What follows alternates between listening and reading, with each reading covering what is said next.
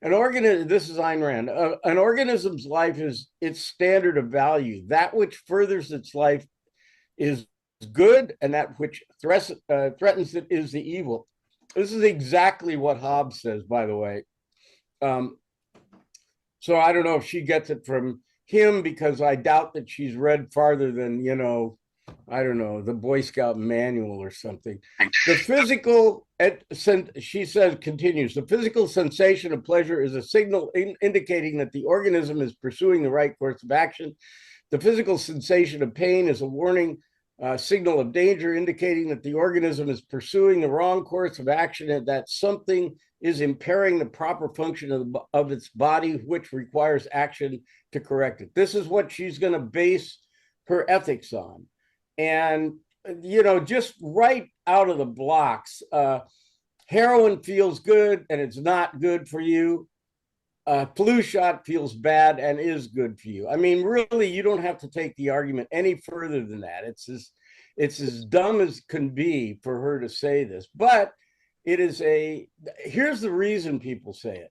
They want to avoid some kind of airy-fairy or religious basis for making judgments about what they should do. So they're trying to find what they consider to be an empirical basis. And we're going to run into this with Epicurus, with Aristotle, with Bentham and Mill, and Ayn Rand. And it's all for the same reason. They want to be not metaphysical or religious. They want to have a real solid basis, right, for making judgments. But it's just dumb stuff. And I really have tried to find a more sophisticated rationale. I've studied these guys and tried to figure out, okay, what is the real argument they're making here? I'm afraid it's no better than what I just said. It's a stupid argument, and yet popular. And I just guess it's the avoidance of metaphysics is what they're trying to do. Anyway, Plato's got a couple of responses to this, and they're not very good either. But one of them is just what I said, more or less, that the good isn't identical with pleasure because there are good pleasures and bad pleasures. And another thing Plato says is that pleasure is always associated with pain because, like, if you think about the main pleasures of life, and I'll get to why this is dumb in a minute, but the main pleasures of life, let's say eating and sex, let's say those two.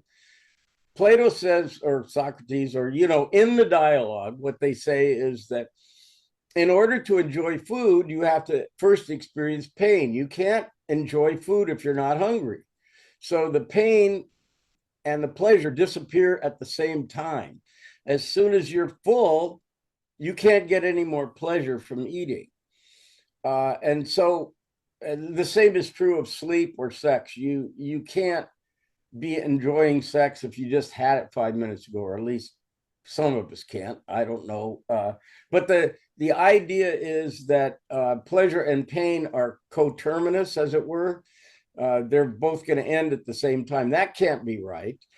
And then the other thing that Plato, in the Gorgias, Plato says that, I could read you the passage, but I don't think I'll do that. Plato says that pleasure is like a leaky jar, he says. And I think probably amphora is what he means, but a bucket, you could say a bucket, same thing. That you continually have to fill it. There's never a point when you've eaten enough so it satisfies your life. So Plato wants to say that pleasure can't be identified with the changeable world, the world that Heraclitus described, or the world of sensation, or the world of perception. It can't be identified with that. Ultimate pleasure has to be eudaimonia, which is dependent on a balance, a rational balance between the three parts of the soul: the rational, the passionate, and the appetitive, right? I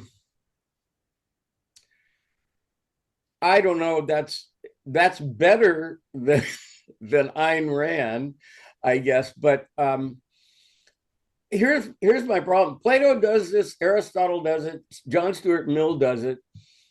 and I don't know if Bentham does it or not. I think he does. Here's the problem. Plato, when he's talking about pleasure, and the same thing with Aristotle, they assume all pleasure is like eating. You know, you eat, you want to eat, you eat, it's very pleasurable, and then you're done eating. There's a huge amount of pleasures that don't have dynamic. Like Bill loves fishing. Well, does Bill really have to have a pain? And maybe he wants to go fishing, but I don't think it's like starving to death. And so when he fishes, he's having fun. But then when it's over, he could still fish another hour or two, or he could fish the next day, and it wouldn't be any problem. So that dynamic that they're describing of the leaky bucket doesn't apply to a huge amount of pleasures. Like I take great pleasure in what we're doing right now, but I'm not like horny for it. You know, I'm not like just so hungry for it that I can't survive another hour without talking to you guys. No offense, but that's always what they use as their model for pleasure. It's either the intellectual pleasure, which is supposedly has to do with the eternal verities and so forth, or math in Plato's case, or it's this some kind of tawdry, you know, getting drunk or eating. But most pleasure in life is neither of those things. You know, you like to go to the beach. I mean, I don't just get myself all worked up and just can't go another hour without going to the beach. That's not how it works. And I would say most pleasures in life do not follow that dynamic. So it's a straw man. What we call it in logic is a straw man. A straw man is when you set up the alternative situation weaker than it actually is. And that's what they're doing here. And these guys are really smart guys, and it's kind of weird that they fool themselves. I don't have a way of accounting for that. Why they would think that model, because certainly they took pleasure in, I don't know, playing. They probably had little games they played, like whatever the equivalent of chess was, and they probably talked to their friends and they listened to music. It's not like they didn't have all these pleasures, but yet when they start to talk about it philosophically, they use really stupid models, and I just don't get it. It's 2,000 years of doing that, and I'm fed up with it. I don't think that's any good. Does anybody want to give me a counter? I really value if somebody can either correct me for being completely wrongheaded or just factually wrong. I do appreciate it. Meredith, yeah. Tony, well, I was just going to say they all use the same example and they don't want to bother to make up another one. They think it's so simple. You might as well just say what everybody always says. So I'm hungry, I ate, and then I'm full. And that's the whole thing. That's our metaphor. We're just going to use it. I'm very afraid, Meredith, that you're correct. I mean, it doesn't correspond. It conflicts with my ideas of these guys as very brilliant thinkers. And they're really smart guys. So why did this happen? And if you I think they wanted to pick something that applies to everyone. And I think eating, getting full, and then getting hungry again is a process that every human being can relate to. Yeah, and I also want to say that we get pleasure, haha, now, or supposedly we do, from doing things like watching somebody open a box. And it's called unboxing. Yeah, and that's a big deal. It's a big deal. You can get it on YouTube. You can get it on videos. And it's a fad. It'll come and go, but there are lots of fads. And these guys didn't want to deal with fads, you know? They just wanted something they could rely on. It's just not, they had social lives. They had friends and people who they hang out with. How come that wasn't part of their pleasure menu? You know, I don't get it. Anyway, I don't want to spend a long time on this, but I did want to mention, okay, Plato's idea that number one, pleasure is essentially a treadmill. It's insatiable. You'll never get to the place where you're happy because you're continually having to reboot the pleasure and do it again. That's the kind of picture he has of pleasure. And so it's not a good guide for what should make us happy in life, although it's the one that Hobbes and Ayn Rand and John Stuart Mill want to use. And like I say, again, they're doing it because they want to get away from metaphysics. Maybe also justify their preference for the intellectual. One of the things, one of my examples is go to the Harvard philosophy grad school of philosophy and get all the professors together and say, for the next like hour, would you rather have lunch, make love, or read Kant? They're not going to say read Kant. They're like human beings, you know. So these examples or paradigms of pleasure won't even float with the Harvard faculty. Yes, Barry. Just going to say that this notion of pleasure being insatiable reminds me of an economics idea, which is that human wants are insatiable, that people will never fully receive everything they want. And so maybe there's a distinction between pleasure and wants. Well, it sounds like they're parallel to me, aren't they, Barry? Well, they're not, no, because they're saying the things that economists are saying, that the things that people want, whether it's material goods or whether it's physical pleasures or whatever it may be, that you never completely can satisfy them. And so I think that's not true of all pleasures, but might be reasonable to argue that it is true of human wants. Well, Barry, you mean at one point we'll have had enough to eat for the rest of our lives? No, but it's that's something we continually want to eat. We continually want to have sex. We continually want to sleep. So it's never satisfied either. That's what Plato's problem is with it, isn't it? Right. Yeah, I think so. But I mean, I'm just saying that I think there's a difference between want. Pleasure is, something you experience, well, it's want implies that there's always, and I don't know, there's just a different nuance to those two ideas, I think, but maybe I'm wrong. Well, I think they're similar in the sense that they can't ever be satisfied. That's what Plato wants to say.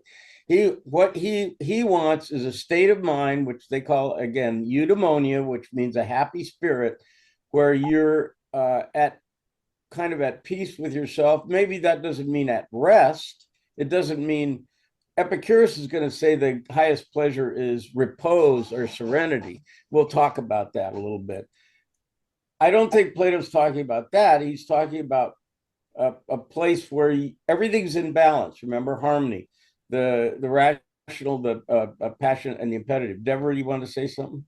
Oh, I was just thinking, and maybe some of you can talk to this better than I, but about the Buddha, who said, there's really nothing wrong with pleasure and joy, but the difficulty arises in the attachment to it or the obsession with it. And, he kind of recommended a balanced life as well, that a life based on ethics and moral conduct was the Buddha's ultimate solution to, suffering. Is you can't get too attached to pleasure or pain, but if you base your behavior on moderation and ethics, that was kind of what he taught. At least that's what I took from. I think you're right, and I don't know. There's no way that in the course of this class I'm not going to offend somebody, but I'm a big fan of Buddhism more than any other religion, but I'm also a big fan of parts of every religion that I've studied, and other parts I'm horrified by. But the first noble truth of Buddhism is life is suffering. Mm-hmm. And my response is, no, it's not. What the hell are you talking about? Life is mostly pretty groovy. And so now you're I just White deny, milk I class. deny that. I think by suffering, maybe it meant attachment. Yeah, I know, but if you start out with a disease that I don't possess, I'm not sure why I need to take your cure. And that's true of Christianity too. We're going to get into Christianity. The equivalent in Christianity is that we're all born with original sin, which is also a really weird idea. But I just, if you're going to ask me to commit to a lifestyle that you've designed to answer a problem that I don't have, Right. I've got every right to say, well, I don't see that problem. I think I'll I'll go fishing with Bill. I just and attachment. See, if you don't, I mean, look, I don't want to go on and on about this, but if you're a musician, like Linda Ronstadt used to say, the guy you want to hire is the guy that never puts his guitar down. He just can't help himself. He's attached to that. He's attached to the feeling of playing something. Is that a bad thing? We want to say that's a bad thing, that desire to play music. I didn't have that kind of intense feeling about it. I love playing music, but I can put it down, Yeah. Yeah. Okay. This is again, we could just go on with this forever and ever, but I want to try to start to sum up what we've got with Mr. Plato. Now, that's not possible, but I think I'm going to start by emphasizing something that I don't know, it for some reason is way underrepresented in the literature, and that is that they just don't emphasize it. All the critics start talking about, well, Plato's position on this, blah, blah, blah, and over here in this dialogue, he says this, which isn't quite consistent, By the way, the dean of all Plato scholars is a guy named Gregory Vlastos, Vlastos. And he's very good, but it's all in the weeds, particular definitions of particular terms. But anyway, nobody emphasizes as much as they should the idea that these are dialogues, and he had a very central reason for writing in that style. And secondly, over and over again, when it comes to an important idea, he has Socrates quote some old poet. Those are two things that occur so often in his writing that it isn't incidental or accidental or insignificant. It's something that he turns to often. And I think it paints a picture of a guy who's humble enough, which is weird for being Plato, but he's humble enough that he's not going to say this is the way things are. Look at it this way. Here's a way to look at it. Okay. I just want to start with that. Just the style, the medium is the message kind of thing.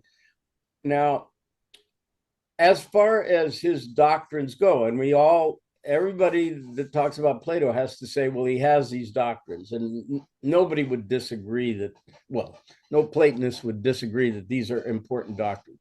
And the first one I want to mention is that in the Meno and other places, Plato demonstrates we have a priori knowledge. I mentioned this before, that's not his word. It's a Latin word that was adopted I think it's from, it might be from Anselm, but in any case, it's certainly not something was used in Greece, but it's what Plato means. A priori means, just to review, it means knowledge that occurs or exists prior to any experience.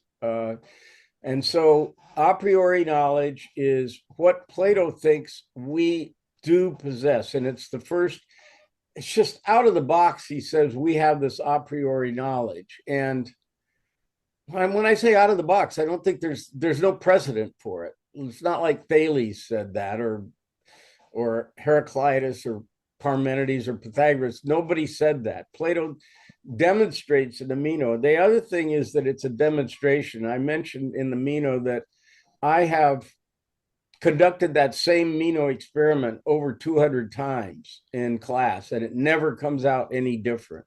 So it's a repeatable scientific experiment to demonstrate that somehow people know this stuff without having learned it in a class beforehand. Now, you might think, I know that I never convinced a few of you, or maybe any of you, that we do possess this kind of knowledge, but it has been a controversy. Aristotle denied it, the British empiricists deny it, but I think most people down to this day, when I say most people, I think the the view of most philosophers, except for Ayn Rand, is that we do possess this kind of thing, particularly in regard to mathematics. And I just there,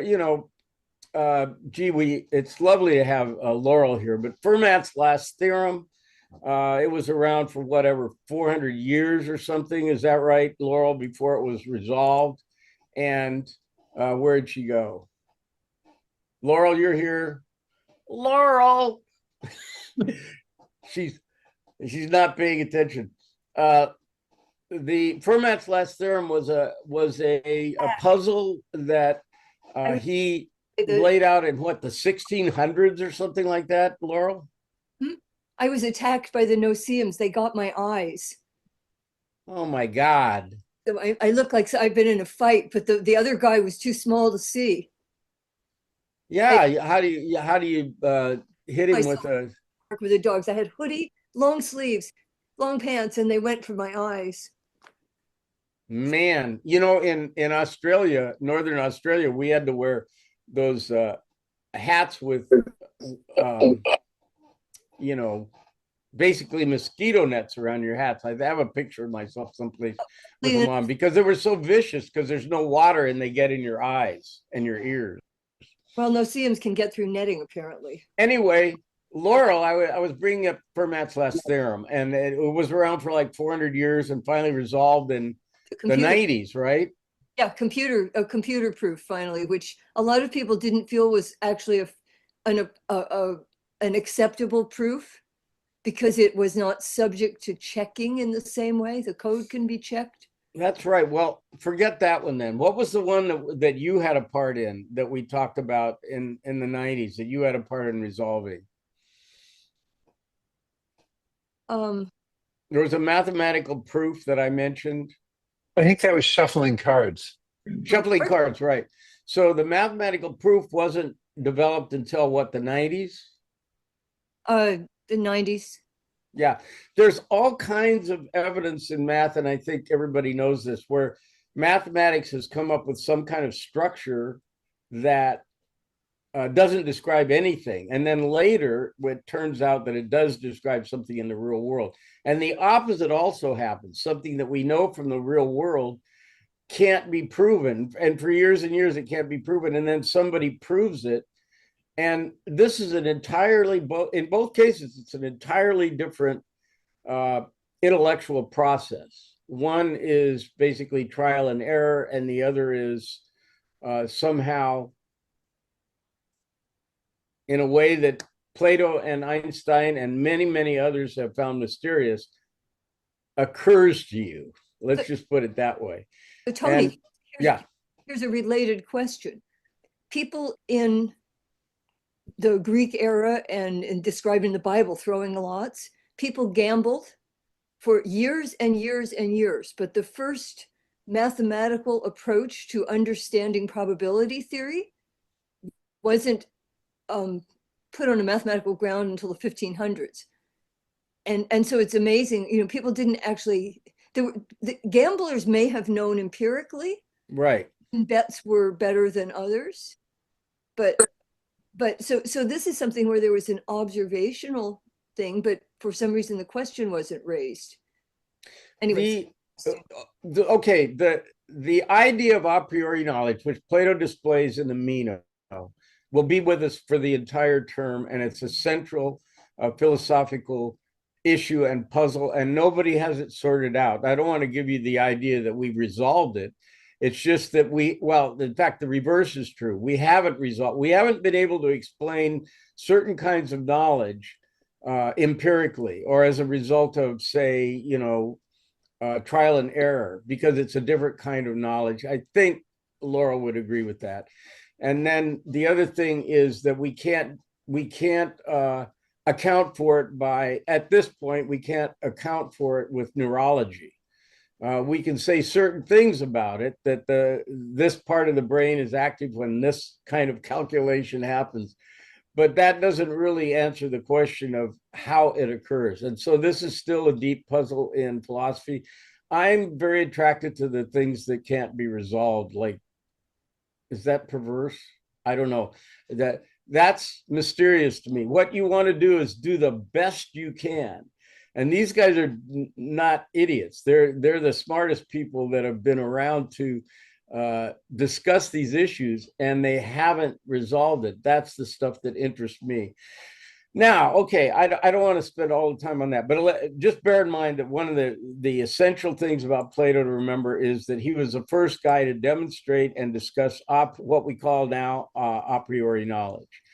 And secondly, the doctrine of recollection. Now, the recollection, again, Alan unfortunately isn't here, but recollection is recollection of the world of forms, not the world of sensation. So the kind of things that we have a priori knowledge of are the forms. Another, a priori knowledge is the same as recollection, as it were. I mean, it's Plato's word for,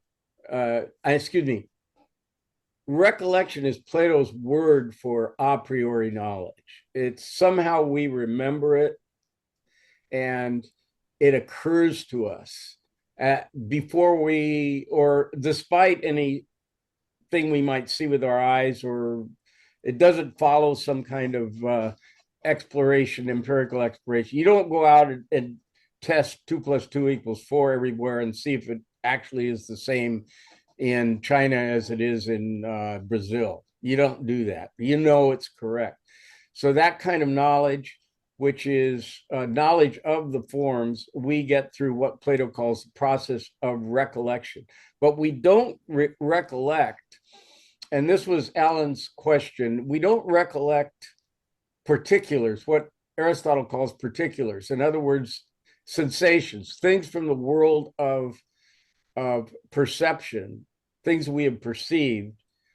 Those aren't recalled in the same way. We don't just, get out of bed one day and remember that Napoleon once ruled France. That's just not part of how recollection works. It's always recollection of the things that are eternal.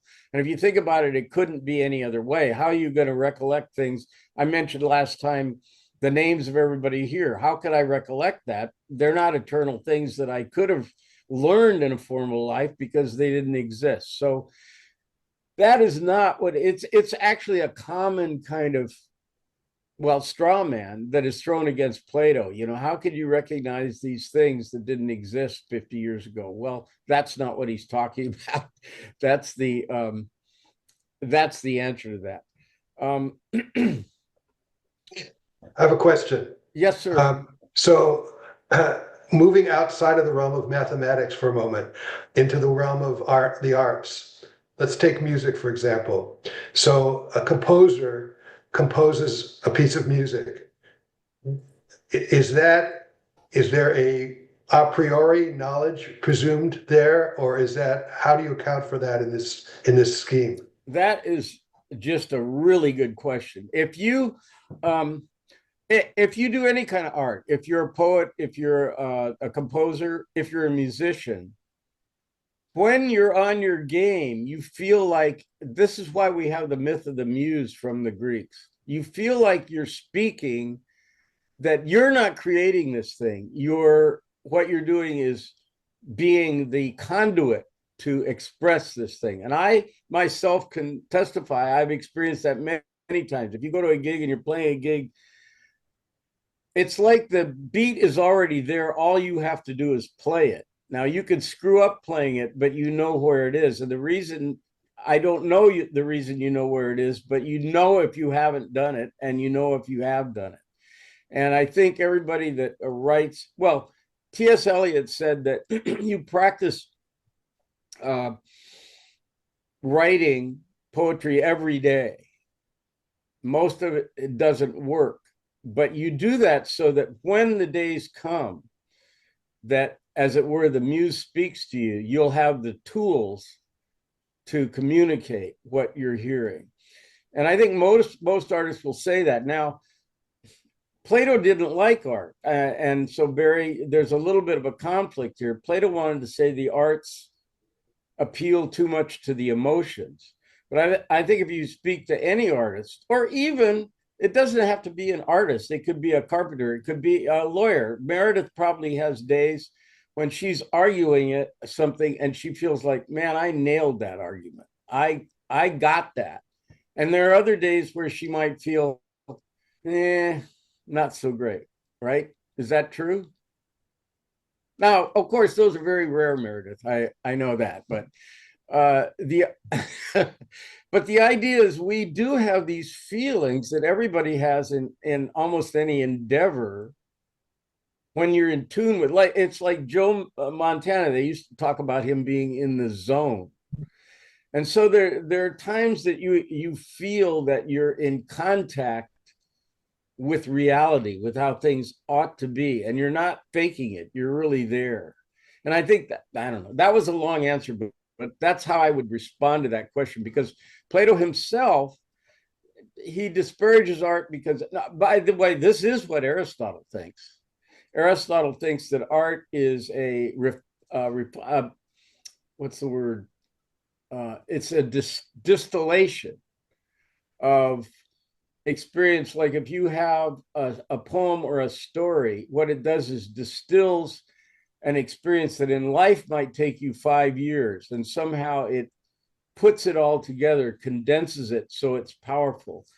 The word he uses, catharsis. So that's what art does. Plato doesn't ever really describe that dynamic that I'm aware of. What he's more concerned about is that the arts appeal to not the rational part of the soul. They appeal to the emotional part of the soul. That's why he's suspicious. Yeah, Meredith. Now you're unmuted. I often find when I'm working on a brief or trying to write a letter to a client or to another lawyer that I don't know what I think until I write it. Yeah. I mean, I can't really tell you what it is I need to say until I try to write it, and then it can come. And there are times when it won't come and I have to wait and try later. But I think it's for some, maybe what you're saying too, Tony, the right drum strokes that go with the piece that you're playing won't come to you until you're actually doing it. Yeah, that's another weird thing. So where does it come from? It does seem mysterious, I think, if you try anything, and there's an art to writing what you write. You know, it's not like doing something rote. You're having to create and clarify the idea. This is why I had a woman who said, you can learn just as much by attending the lectures as if you write the papers. And I say, no, you can't. It's not until you have to put your own ideas on the page that you know what you think. That's happened to me so many times. And so where is that coming from? Now, no. Let me repeat that this is not what Plato says. I don't think I'm misrepresenting him, though. It's why, you know, he has, one of the forms is beauty. And so we are attracted. Remember, Diotimus says we're all attracted to the eternal. And one of the things we're attracted to is beauty. And so there is something called beauty in the forms. And we all try to emulate that. We can't help ourselves. So that's part of recollection too. It's just that when it comes to the arts, he wants to hedge his bets. Other lawyers in your group, Tony, and I'd like to hear somebody else talk to the point that you have a sort of inchoate idea of what it is you need to say about a particular issue at a particular time. And it's only as you try to write it or dictate it or however it is you you do your creative thing. It's only as you do it that you know what it, that, at least for me, that I actually know it. All right, lawyers. I No. would definitely agree with that. I think that you have a sense of what it is, but until you're forced to make it concrete, and which is why my own experience is that sometimes I write it and I have to come back and write it again because it's like, you kind of walk away and you come back to, I don't know if that's really right. I forgot to think about this or something like that. So I think it is a little bit inchoate until you're forced to make it concrete, or is it, again, copyright in tangible form. The Tony, as a non-lawyer, I would also agree with that from a technical. I find that in technical writing, particularly if I'm putting a proposal together, and you're going to sell something on the idea, and so you start into it, and pretty much as you go like, well, this seems, and then it's back to the drawing board and back to the analysis, and you assemble the knowledge as you go. You assemble the ideas until they all fit together. So I think that's very similar to the process you're describing. So the Platonic question is, where does the judgment come from that tells you this is right or this isn't right? So, And it's not just a matter of, does it correspond to something you've read before? Yeah, Doug. no, I mean, do architects get to speak in this? No architects allowed. Someone who is, who has actually, I mean, I'm having designed a few things in my life. There is a process that you go through, and you're solving problems, and you start from this discussion of from the general to the specific, from the specific back to the general. You pick options, you make choices. If the options don't help you solve the next level of problems, you have to be able to step back to the previous level and maybe take a different direction. So there's a whole process involved, and a lot of it is just puzzle solving in some ways, or problem solving. But usually if you make the right decisions, it helps you if you make the right big decisions at the beginning of a project, it almost designs itself. The project almost designs itself, because all the next levels of decision are determined or explained by the big decisions. All right. So I'm sorry, go ahead. No, go. I don't know if that helps anybody or is it of any interest, but No, I think so. I just think that we have, I think the way I would frame it, in a Platonic kind of milieu or back with a Platonic background, is that there are things that the mind does that we have a hard time accounting for. How do we make this judgment? How do we know to make it? And you would say, well, experience. But I will tell you, I don't know how many thousand hours playing the drums. And still, the thing that tells me whether it's right or not isn't those hours. It's something else that tells me, yes, I hit that note, or I hit that drum exactly at the right time, or I didn't. Yeah, Bill. I was going to just say, it's whether you're an architect, a lawyer, a drummer, it's like hitting a baseball, hitting a golf ball. It's not just experience, it's not just practice. There's something that feels like the sweet spot. I would argue that this is really akin to getting out of your own way. It has to do with the different ways in which your mind operates.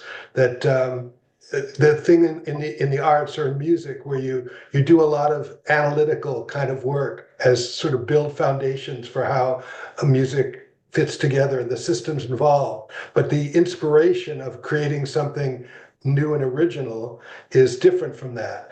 And it's the same thing of an athlete who gets into the flow, instead of worrying about the rudiments of the thing, you suddenly are in the flow of thinking. So I would argue it's a different way of using the mind, rather than that there's something outside the mind that is a form for these things.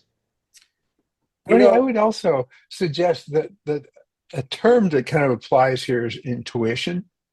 And intuition comes from experience and knowledge. You do this, you practice the drums, you study your math, you study your law, and you build up an understanding of this. And then when it comes to the particular situation, that wonderful neural network between your ears puts this together and gives you the basis to come up with these ideas, and which kind of gets back a little bit to the a priori knowledge, but I'll drop that. the How would you explain thing, talent? I mean, how would Plato explain talent?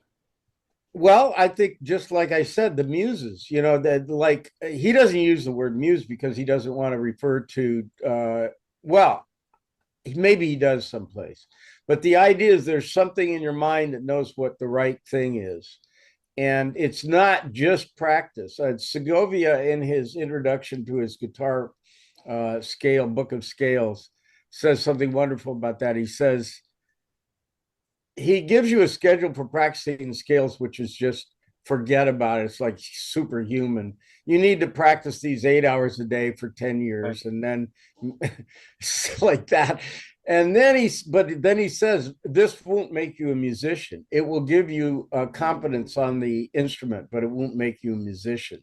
So what is it that makes you a musician? It's not just the buildup of all those hours of practice. There's something beyond that. And I think if we're going to invoke Plato here, that's how we want to do it, is to say something, we have some kind of conduit to something else that's informing us of what the right thing is. Now, I have more stuff to do here, so I don't want to, again, we could just talk forever on this, but I want to get some bullet points through here. The eudaimonia, or justice, occurs when the three parts of society and the three parts of the soul are doing the right thing, doing the thing that they're supposed to be doing. That's a real brief, his real brief analysis of what justice, and that will lead to happiness. I also wanted to mention again the virtues: wisdom, justice, temperance, and courage. And the unity of the virtues, that it's in order to possess any of them, you have to possess all of them. And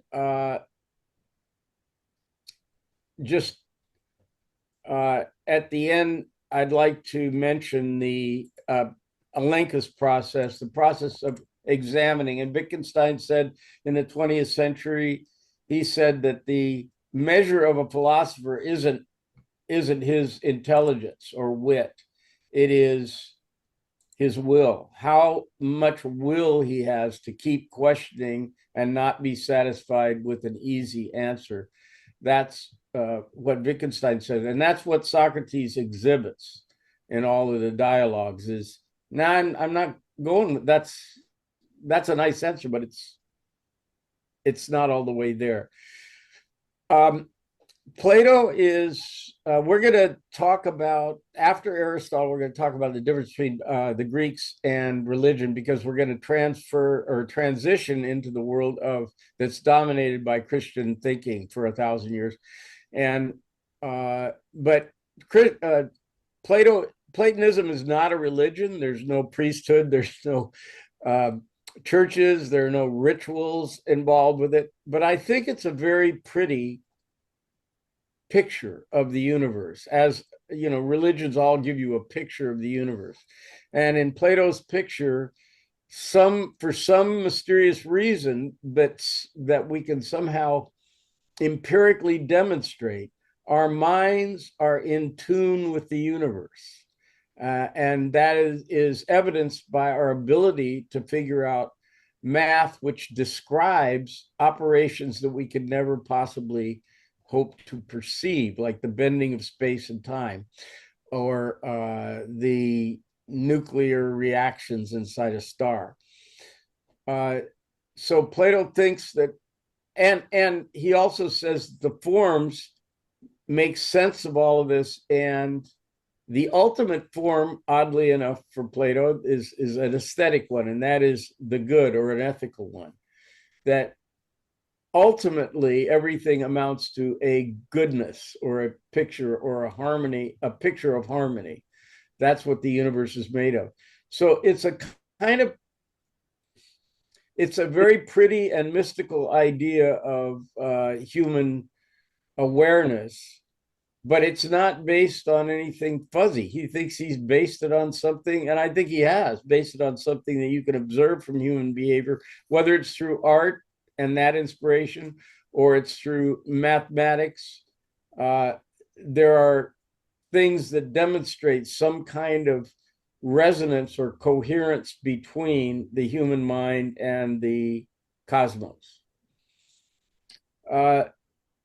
So beyond that, I would offer you a bunch of criticisms. Maybe I'll wait for next time about that. But what do you have to say on any of the things I just mentioned? That I just kind of went through quickly. The fundamental. Oh, by the way, there's other stuff like the three parts of the soul that we didn't spend much time on. I mean, I did describe them.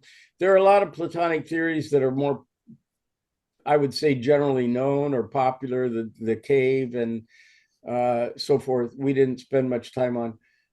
But I think the ones I just reviewed in this last hour or half hour are the really core ones that we're going to be, they're going to trickle down through the centuries as we study other people, more so than the three parts of the soul. Three seems to be a good number for people describing the soul, because Augustine wrote De Trinitate, which is trying to mirror the Trinity, the Holy Trinity, with the consciousness of human beings. That's kind of a weird book. And then Freud, of course, had the id, superego, and the ego. Those are three parts of the soul. Nietzsche had two parts. He restricted himself to two parts. But anyway, dividing the soul up into segments seems arbitrary to me. I just think you could write any, what about the custodial part of the soul, or the creative part of the soul? Plato doesn't mention those two. I mean, you could just make any number of them, or you could curtail it or cut it to just two parts too. Barry. I have a question. So you mentioned that when the different virtues are all present, there's this harmony, and you actually use the word happiness, yields happiness. So my question is, how is happiness in Plato's world different from pleasure? Well, the happiness is the result of the harmony between the three parts of the soul. And when you're like really stoned and listening to music, there isn't a harmony between the three parts of the soul. Or when you're chowing down on something and you're really having a good slice of pizza in New York, that's not a balance of the soul. Now, he doesn't say you can't do any of those things. He's just saying he wants the happiness that he describes to be something that's constant. That's a state of mind that is in constant balance, I think, rather than I'm going to criticize this. It's not like we have to buy that, but instead of being periods of intensity and then periods of depression, like bipolar or something like that, he wants something that's on an even keel, as it were. So if you're experiencing pleasure very intensely, whether it's through, let's say sex, what's missing in that prevents it from being happiness? It doesn't. It's part of happiness. It isn't prevented. The only mistake you'll make if you identify that with happiness. That's the only thing that can make you happy. Okay. Or if food is the only thing that make you happy, or if being famous is the only thing that can make you happy, then what's happened is the soul has gotten out of balance. Okay, so that suggests back to what Deborah was saying about attachment. If you become attached to some form of pleasure, it's not a complete experience, I guess. Is that right? Maybe? I'm not fond of that Buddhist idea. And again, I'm very fond of Buddhism in general, and like I say, all religions. But I don't know. Are you going to be not attached to Ben? Are you going to be not attached to your wife or husband or mother or father? How is that achieved? I just don't understand it.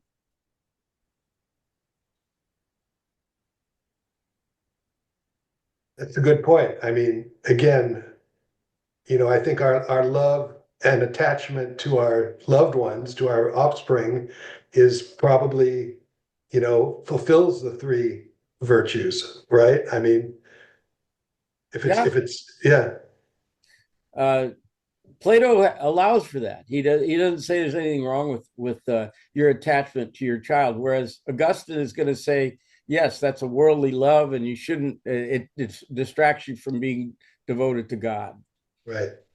which is obviously a more. But even Jesus, I mean, I can't cite the passage. Jesus said you have to be willing to abandon your family and follow me. Jesus says a lot of messed up things too. He says great things. I'm a fan of a lot of the things he says are very important to me, but he says some weird stuff too.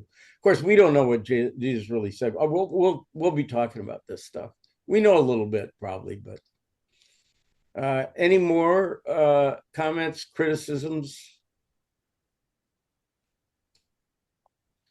I am going to, not just give Plato. None of these guys get to walk. None of these guys get a free ride.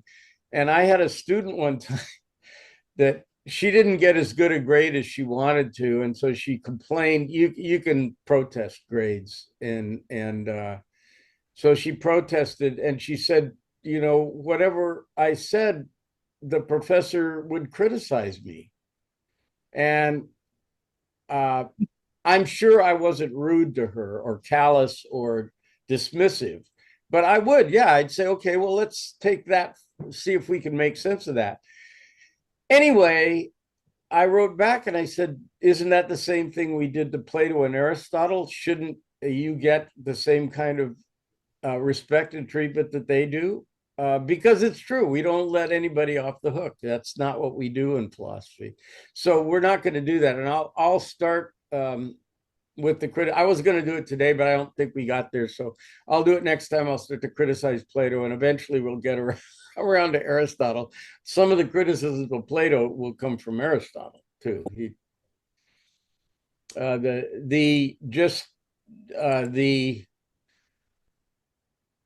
What is it? The sequence goes, Plato was a student of Socrates, and he was a teacher of Aristotle, and Aristotle was a teacher of Alexander the Great, and Alexander the Great conquered the known universe. Make of that what you will. I don't think they have much to do with one another. Did Plato believe in a God the way that Christians do? No, that's definitely not. That neither Plato nor Aristotle didn't even think the soul was eternal. Plato did not believe in, he probably sort of believed in the gods, but he had several problems with the gods. They didn't believe in a personal God that was paying attention to you like what Christopher Hitchens described as the North Korea of the soul, I think, that there's a dictator up there that you can't get away with anything, like lusting in your heart. If you do that, you're just a sinner, So he didn't believe there's a being. Plato definitely didn't believe there's a being up there that is conscious or aware of what you do and cares about it. Did not believe that. He has some guy called the homunculus in the Timaeus, where he talks about the creation of consciousness and the world. But the homunculus is disappear. I mean, he's not somebody that has an ongoing interest in you. It's just more like somebody that creates things. So no, there's no personal God like there is in Christianity. Did somebody have another comment? Let's see, what does Doug say here? 2 novels.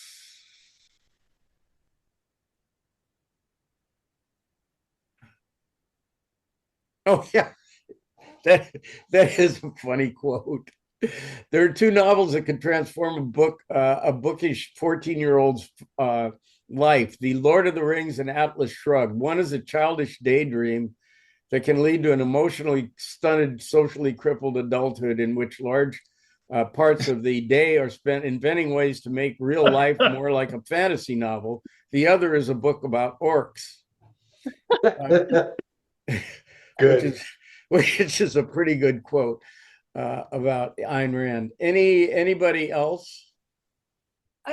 I'll just one tiny comment on the basis of mathematics in the brain.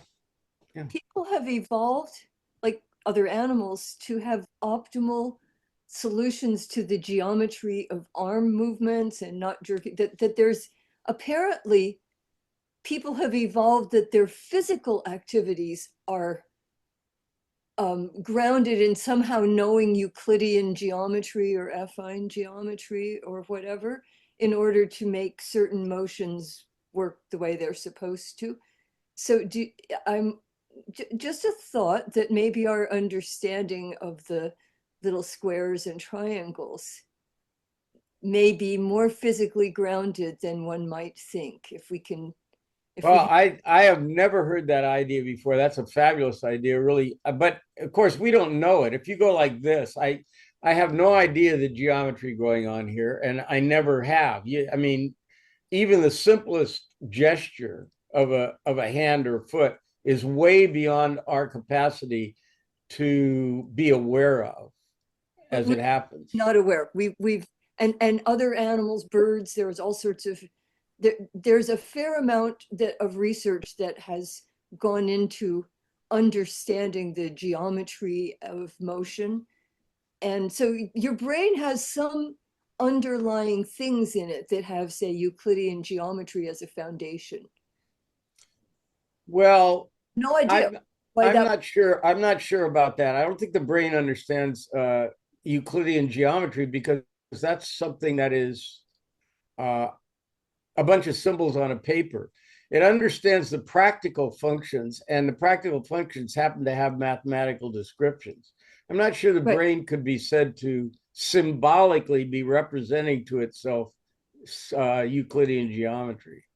Well, I think there is information, though, that shows a lot of studies of the human brain that show there's certain parts of the brain that help us to understand space, understand patterns, and so literally build patterns in your brain of the space that you're in. And this seems to relate right back to the understanding of geometry. Well, of course, it has to be the case that our understanding of geometry somehow evolved from, being worms and slugs and reptiles. It has to be the case unless you're somebody who believes that God intervened and it's a special creation of human beings. So you have to believe, if you believe in evolution, that it's somehow embedded in there. But getting from there to here is not so easy. I don't think it's been accomplished or even marginally accomplished. And the fact that there is a Pythagorean theorem out there somewhere, the fact that there's a, if you will, Plato's form of mathematics, but that we recognize it and that's a sort of universal recognition, there's kind of a leap there that I think may be more comprehensible if you think that our brains in fact have, as Gerald says, some ability to do geometry without thinking, just sort of pictorially. Every physicist that I've ever talked to is a closet Platonist. I mean, they all believe that somehow the world makes sense. Otherwise, why waste their time? If it's just a bunch of completely chaotic behavior that doesn't respond to any kind of rational understanding, why wouldn't they just be an auto mechanic or something with a practical value? They all believe that, and so, and it is. We're going to get to this. I'll talk about it next time. But so far, it's a faith. It's not proven. I mean, what we know right now is that things aren't heading in that direction. It appears that the universe isn't comprehensible. It's weirder than we and we conjecture. But I'll offer two tiny little thoughts about about stuff. One is that for me, if I want to do a proof and write something down, the first thing I have to do is get the picture right. If I draw the right picture, then I know then I understand the phenomenon and can try to explain it. And a colleague of mine, a very famous person in my world, Brad Efron, has always said that if he gets the notation right, if he figures out the notation for something like the bootstrap, which is a math, I don't know, some of you may know about bootstrapping, but that if he gets the notation right, then writing up the paper and writing things up is easy. And so the first thing to do is get the notation, so the symbols. But anyway, so for me, it's a picture, and Brad is also sort of picture oriented. And when I was taking his classes years ago, his Greek letters all looked like either a little loopy thing or a wavy line, vertical or horizontal. But if you could get the picture, you could figure out what his little weird Greek letters. He was left-handed and would erase with his hand. Well, Einstein thought in pictures. You know, that's he didn't figure this out by adding 2 + 2. He was just picturing an elevator, and in an elevator you can't tell whether it's gravity or the fact that it's accelerating. And that was the kind of thought experiment that led him to give mathematical descriptions to it. Meredith, did you have? I'm sorry. Go ahead, Laurel. Yeah, Feynman diagrams too. So Yeah, Feynman diagrams, exactly. Meredith, did you have your hand up? I was just agreeing with Laurel because I'm Oh. left-handed and I know what she's talking about. Okay. Some disabled people among us then. I don't know whether I'm left-handed. You know, I in drums you have to master. One hand is better for some things, like most things. I'm right-handed, but my left hand is stronger than my right hand. So that's weird. I don't know. I kid when I say you're disabled. All right. So next time, we've actually hit on some of the problems with Platonism already, but I'm going to start in with that next time on Tuesday, and then we will go on to Mr. Aristotle. We're not going to we spent more time on Plato than we did on almost everybody else. Not everybody else combined, but we won't be spending that much time on everybody else. But it really is a fundamental kind of foundation to build on or to criticize as you go along. So that's why we spent so much time. So next time, criticize Plato, and I will see you then. Thanks, Tony. All right, Bye, guys. Thanks, folks. See you See you later. Thanks, Tony.